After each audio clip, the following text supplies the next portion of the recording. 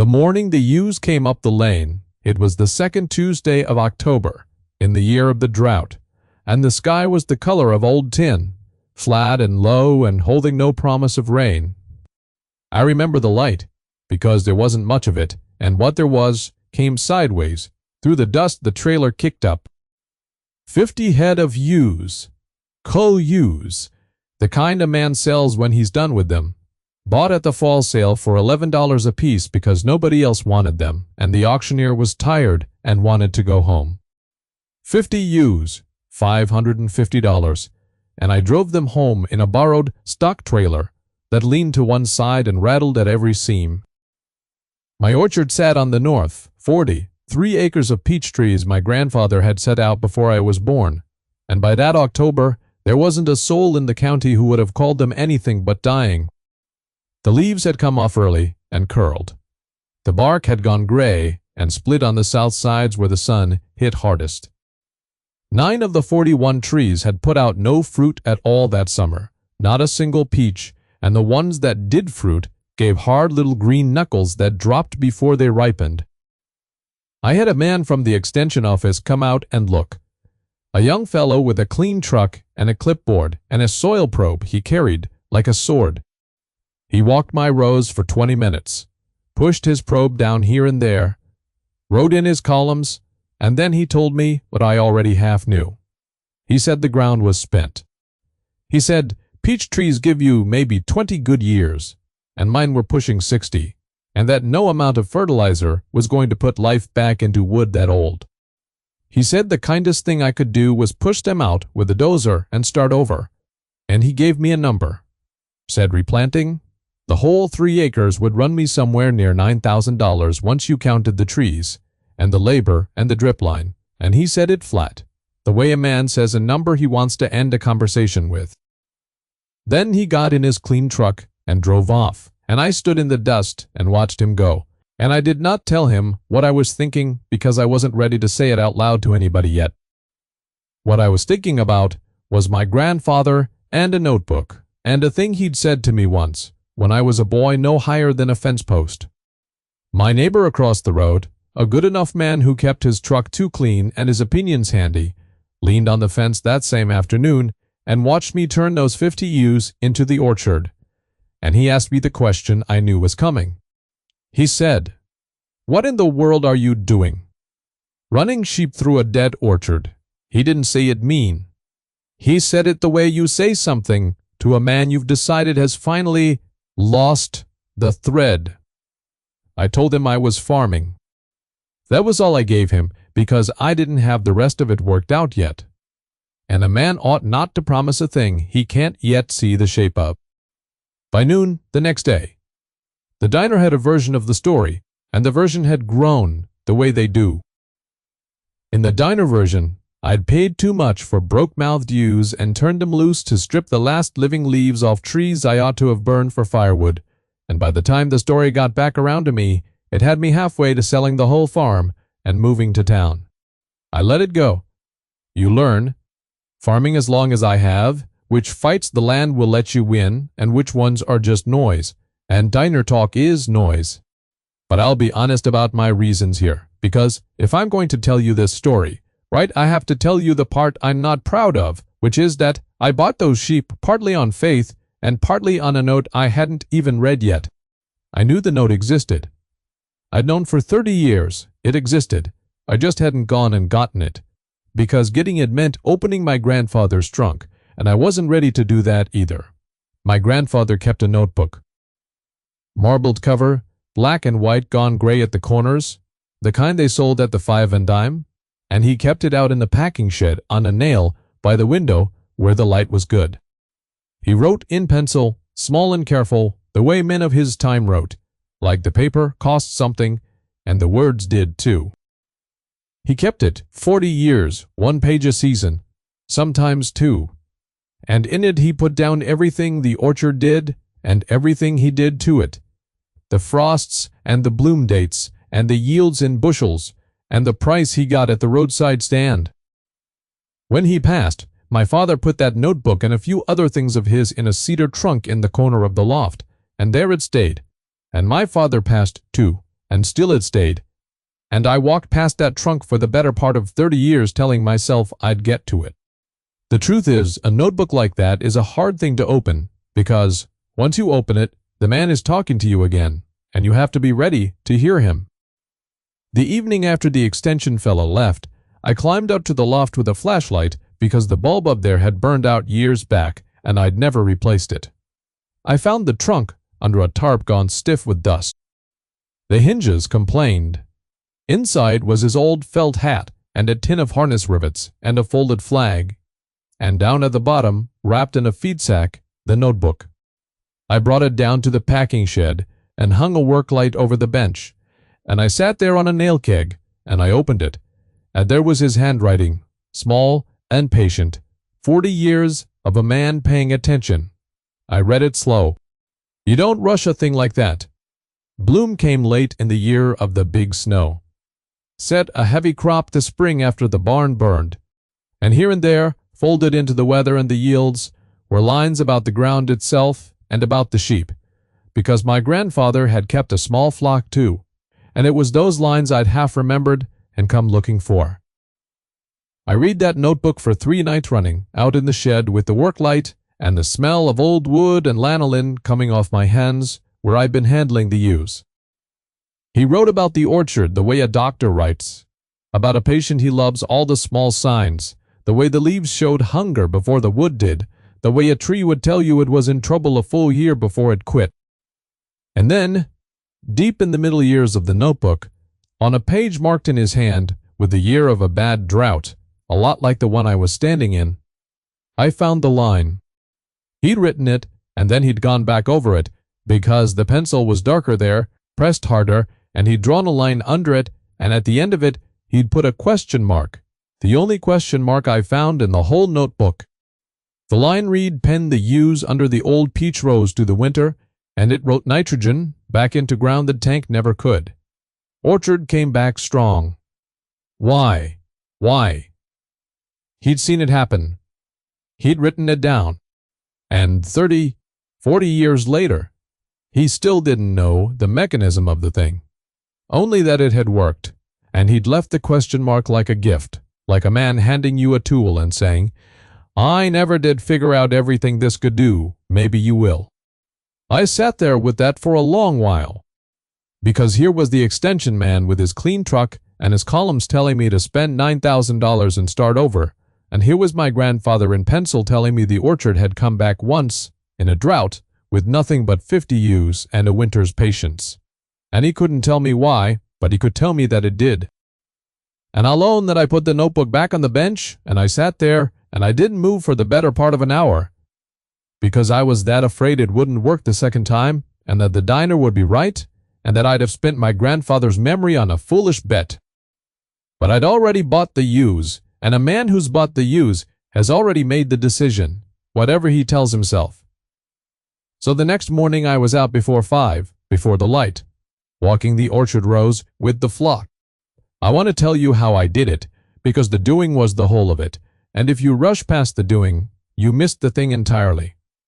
I didn't just turn 50 sheep loose in 3 acres and let them wander. My grandfather's note said penned, and penning is different from grazing.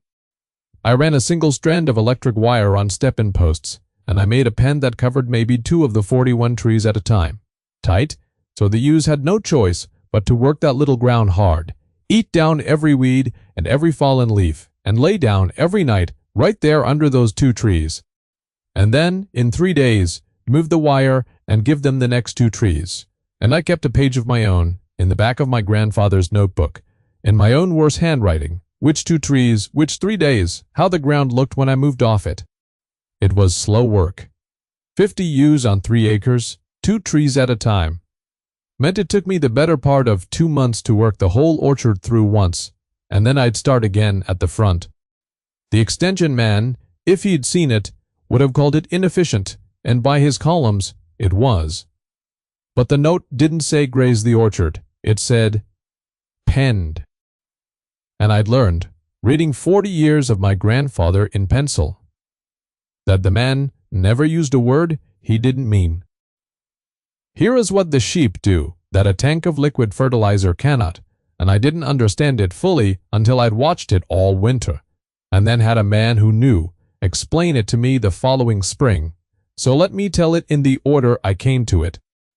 When you pen animals tight on a piece of ground and move them, they eat the weeds and the grass and the leaves down to nothing. And every bit of that greenery is nitrogen and minerals the plants pulled up out of the soil over the whole summer.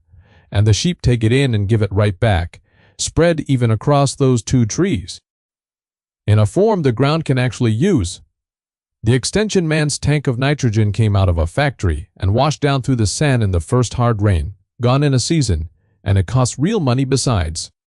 But a ewe standing under a peach tree for 3 days eating and bedding and treading it all in with her feet was doing the same work for free, and doing it slow, and doing it in a way that stayed. And there was more than the nitrogen, though I didn't know the more of it yet. Through November and December the ewes worked the orchard, and the weather turned. And we got a hard frost the first week of December right on time, and then a stretch of cold that killed the tick and the borer and the scale that had been at those old trees for years. Because the sheep, in eating down all the fallen leaves, had taken away the very trash where those pests overwintered. My grandfather hadn't written that part. He'd only written it works. Why? But I was watching it work in front of me, one strand of wire at a time. My neighbor came by twice more that winter, and both times he leaned on the fence and looked and said less. The first time he said, "They're keeping it clean anyhow," which for him was almost a compliment. The second time, in January, with snow on the ground and the ewes bunched under the far rows, he didn't say anything at all, just looked a long while and touched the brim of his cap and drove on, and I took that for what it was. In February the ewes started lambing, and that was its own reward. 38 lambs off, 50 cull ewes I'd paid $11 a head for. And every one of those lambs was born on orchard ground, and never knew any other. And the ground took what the lambing gave it too. By the end of February, I'd worked the whole flock through the 3 acres nearly 3 times over, and the orchard floor, which the October before had been hard gray sand you could barely push a probe into, had gone dark and soft, and smelled like something living. I pulled the ewes off the orchard the first week of March, before the buds broke, because my grandfather's notebook was clear that you get them off before bloom so they don't strip the swelling buds, and I moved them to the pasture below the house. And then I did the hardest thing in the whole business, which was wait, because now there was nothing left to do. I'd done the work. The trees would either answer or they wouldn't, and no amount of me standing in the rows would change it. The extension man had given the orchard a death sentence and a $9,000 coffin. My grandfather had given it 50 ewes and a question mark. And I had given it a winter, and now I gave it the thing that cost a farmer the most, which is my hands off it and my faith on it, and I waited for the spring to tell me which man had been right. The waiting ran 3 weeks, and it ran slow. I walked the orchard every morning the way you'd visit somebody in the hospital, looking for a sign, and for the longest while there wasn't one. Just gray wood and the swelling of buds too small to read. Then the last week of March, on a warm morning with low fog lying in the bottom, which is the kind of fog that means the ground has gone warm underneath, I walked out, and the first tree at the head of the row, one of the 9 that had given no fruit at all the summer before, had broken bud, and the buds were pink. Not the pale, sick pink of a struggling tree. Deep pink, fat, crowded down the whole length of every branch. More bloom on that one old tree than I'd seen on it in 10 years. And the next tree, and the next. I walked a whole 3 acres that morning, and I'll tell you I had to stop halfway down the second row and put my hand on a trunk and stand there a minute. Because 41 trees, every one of them, even the 9 that everybody including me had given up for dead, had broken into pink, and the fog was burning off the top of it. And the whole North 40 was the color of the inside of a peach. I stood in it a long time. I thought about the extension man's clean truck. I thought about the diner. And mostly I thought about my grandfather in the packing shed with a pencil, 40 years of paying attention, and that one question mark he'd left me. And I said out loud, to nobody, or maybe to him, I don't know either. But it worked, It worked again. Now I told you I'd come to understand the why of it, and I did. That same spring, from the one man whose opinion I'd come to want. There's a fellow at the growers' co-op who's counted soil and fruit longer than I've farmed. A quiet man who'll say, I don't know faster than any expert I ever met, which is exactly why you believe him when he does know. I brought him a soil sample from the orchard, 2 of them actually, one from under a tree I'd penned heavy, and one from the fence line I'd never penned at all, and I set them on his counter without telling him which was which or where they'd come from. He ran his tests, and he was gone into the back a good while, and when he came out he had the 2 reports, and he laid them side by side, and he looked at them, and then he looked at them again, and he went quiet in a way. I'd been hoping he would. The organic matter in the pen sample had come up to where it had no business being in one winter, and the nitrogen was there, in the slow, steady form the ground could hold, instead of the flash form that washes away, and there was more, a whole living web of it he pointed at and named. And finally he set the reports down, and he looked at me, and he said one word. He said, substantial. That was all. From that man, on that counter, substantial was a sermon. Then he asked me how I'd done it. And I told him about the ewes and the single strand of wire, and the 2 trees at a time.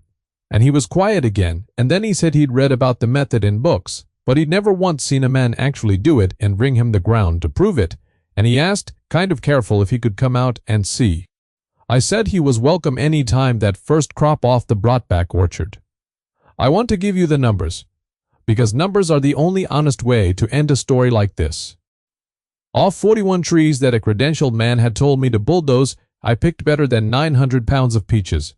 And they were the best fruit that orchard had given in 15 years, dark and heavy and sweet, clear to the stone, and I sold them off the roadside stand at $2.50 a pound, which came to better than $2,000.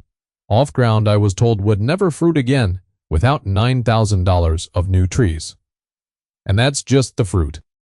There were 38 lambs besides, and the 50 ewes worth more coming off the orchard fat and slick than they'd been going on, and the ground itself, which is the real crop, worth more than all of it, and not for sale. What?